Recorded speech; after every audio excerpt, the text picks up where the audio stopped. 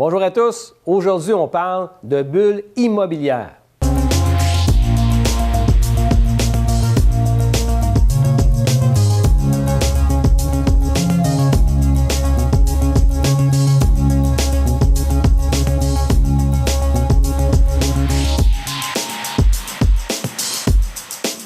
Oui, aujourd'hui, on parle immobilier. Encore une fois, on va se demander, est-ce qu'il y a une bulle immobilière au Québec et au Canada?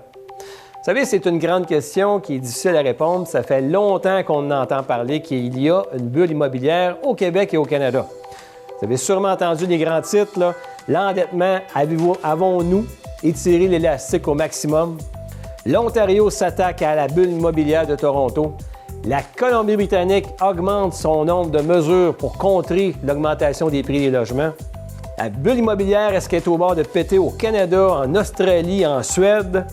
Au Canada, les pouvoirs publics veulent dégonfler la bulle immobilière. En fait, c'est plein de grands titres qu'on peut lire dans les médias depuis, je dirais, quelques années à ce sujet. Au mois de janvier 2019, le département de recherche économique de la Banque nationale a publié un rapport et ils ont dit que dans le 4e trimestre de 2018, pour un 14e trimestre consécutif, 14 fois 3 mois, il y a eu au Canada une détérioration de l'abordabilité des logements.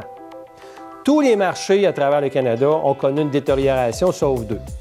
C'est sûr qu'on parle souvent de Vancouver et de Toronto, et puis la bulle a continué à grimper. Bien, en fait, à Vancouver, malgré la baisse des prix des logements, la hausse des taux d'intérêt a contribué à ce qu'il y ait une détérioration de l'abordabilité des logements. À Montréal, l'abordabilité des prix des logements a aussi baissé. Il faut comprendre que Montréal est une ville qui est plus abordable, mais le marché s'est enflammé un peu et les prix des logements ont monté de 5 % alors que l'augmentation des revenus des ménages a augmenté de 1,9 %. Pour discuter de l'abordabilité à travers le pays, prenons des chiffres. À titre d'exemple, à Toronto, un logement représentatif du marché de Toronto là, serait évalué à 847 000 $. Bien, ça prendrait 71 % du revenu de la famille pour payer le logement. À Montréal, le prix d'un logement représentatif, on parle plus de 340 000 $. Donc, on parle de 33 % des revenus de la famille pour payer le logement. À Vancouver, un autre extrême, le prix des logements représentatifs, 1 081 000 $. Bien, ça prend 83 % des revenus de la famille pour payer juste la partie logement. Les marchés de Calgary, Edmonton, Ottawa-Gatineau, Québec, Winnipeg sont plus raisonnables. On parle des environs de 30 % des revenus de la famille pour payer le logement. Hamilton, dans les environs de Toronto, on parle de 43 % des revenus de la famille pour payer le logement. Victoria, proche de Vancouver, on parle de 81 %. Alors, sommes-nous dans une bulle immobilière? C'est très difficile à dire. Par contre, on peut voir avec les chiffres que dans certains marchés à travers le pays, le prix des logements a tellement gonflé que ça devient très difficile, très inabordable aux familles de pouvoir se loger. C'est bien entendu qu'à certains endroits dans le pays, les salaires sont plus élevés un peu. L'impôt peut diminuer à certaines provinces par rapport à d'autres, mais on ne parle pas du kit au double. De sorte qu'on peut vraiment noter qu'à certains endroits, spécialement Toronto, Vancouver, que c'est plus abordable de se loger dans ces endroits. Il faut aussi noter que les taux d'intérêt, c'est un facteur qui est super important au niveau de l'abordabilité des logements. Je vous donne un exemple. Pour une hypothèque de 300 000 $ qui est amortie sur 25 ans. Si vous avez un taux d'intérêt de 3 % sur 25 ans, il va vous en coûter 1 419 $ par mois pour payer votre dette. Je prends l'autre extrême, un taux de 9 %, bien, c'est 2 400 $. Donc, entre 3 % et 9 % d'intérêt, il y a 1 000 $ par mois de différence, 12 000 $ par année. Vous allez dire, oui, les taux ne monteront pas à 9 %, c'est vrai, mais ils ont déjà été là, parlez-en à vos amis. Peut-être même vous l'avez vécu vous-même, parlez-en à votre famille, à vos parents. Et prenons juste une augmentation de taux d'intérêt de 1 %. Au lieu de 3 % là, les taux d'intérêt pourraient monter à 4 %. Puis au lieu de 1 400 par mois, on parle de 1 578.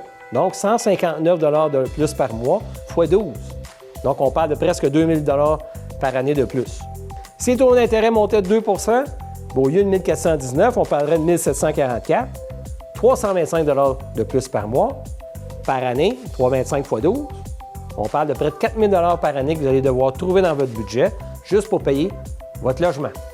En fait, on peut voir l'évolution des quartiers de nos villes en fonction des taux d'intérêt.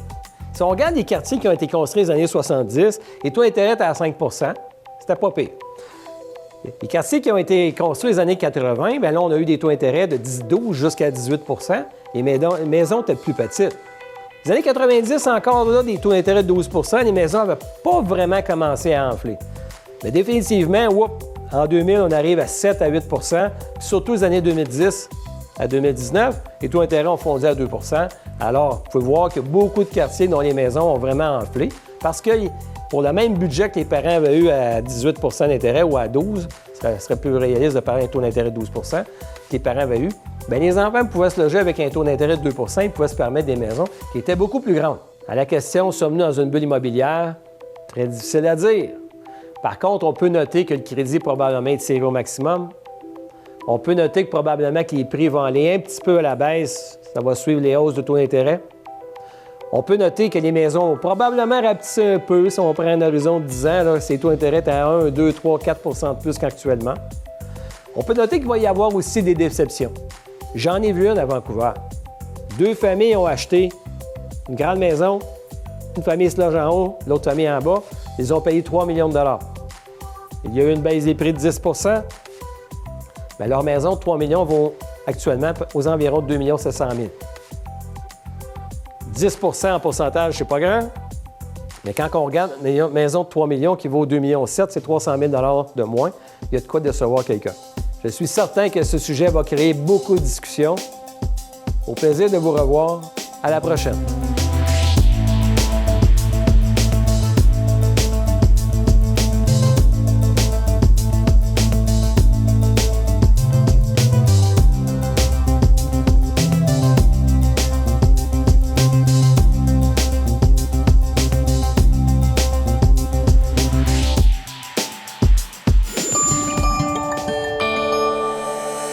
Nous TV, fiers de faire rayonner notre communauté.